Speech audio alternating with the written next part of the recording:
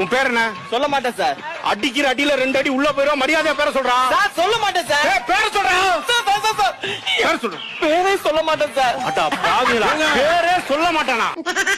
அடிக்கிற பேரே சொல்ல மாட்டான். டேய், யாரா அவனுக்கு இந்த பேர் வச்சது? எங்க அப்பா சார். உங்க அப்பா பேர் என்னடா? தெரியாது சார்.